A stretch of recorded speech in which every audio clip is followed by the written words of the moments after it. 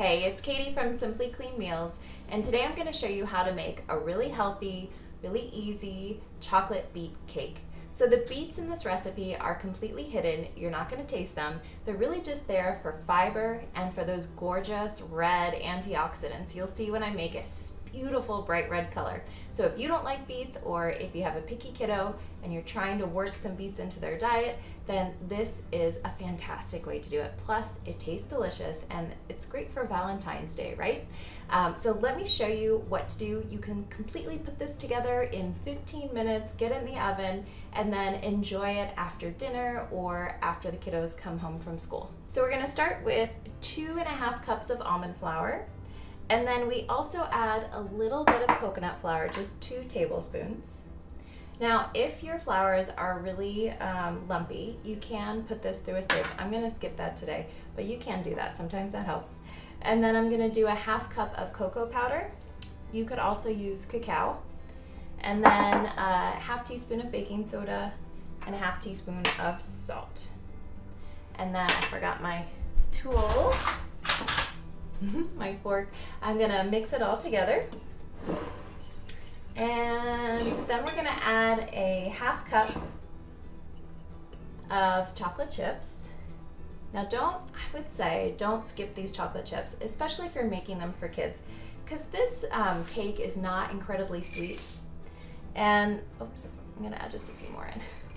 So the chocolate chips really give it that little bit of sweetness that kids tend to like. But if you're making this for adults or for yourself, whatever, and you are fine with things that are less sweet, then you could probably skip the chocolate chips here or just put them on the top. So that's it for the dry, right? That's easy, right? And then we're gonna use our blender for the second part.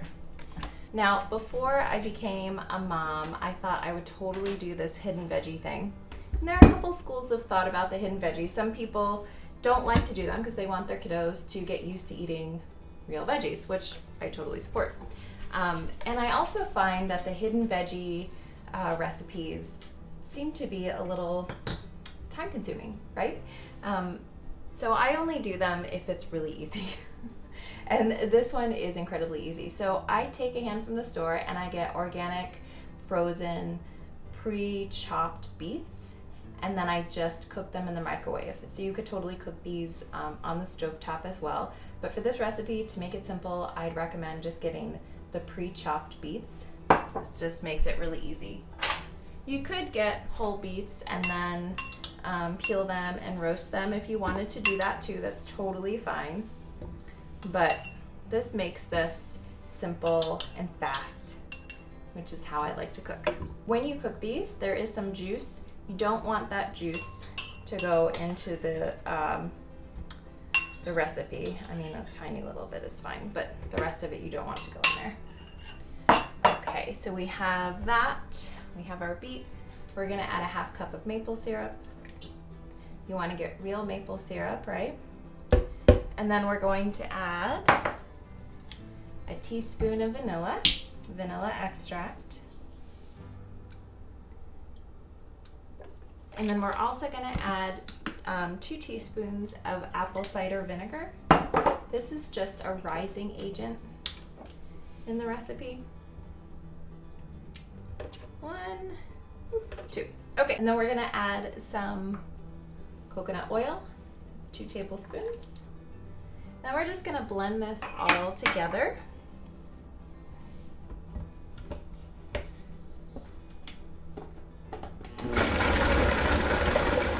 Okay, so you really do want this to be smooth. You don't wanna have chunks of beets, but look at that beautiful red color. It's just gorgeous. Okay, and then I'm gonna add 4 eggs. Now I didn't put the eggs in initially because I find when you blend eggs, they just make a recipe like a sponge, like really spongy texture, and I didn't want that. So, stand back a little. You do want to be careful with beets because they stain. Okay, and then once you add your eggs in, just give it a quick kind of pulse to get them incorporated.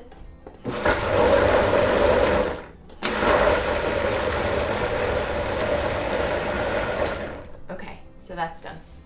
So then we're just going to add our wet ingredients into our dry and then put it into our pan, put it into the oven. Really simple. Isn't that pretty? At first I was hoping that it would kind of look like a red velvet cake. So that was just my absolute favorite cake, but it does not. It does not. It just kind of gets kind of like a light brown color when it bakes.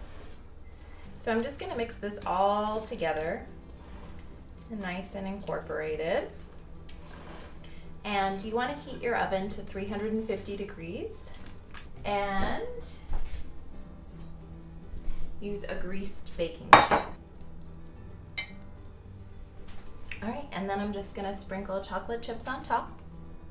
I like mini chocolate chips for this. My store didn't have any. So I'm just using regular ones. They work too, they work fine. So I'm gonna put this in the oven for about 34 to 38 minutes, and then we'll check on it.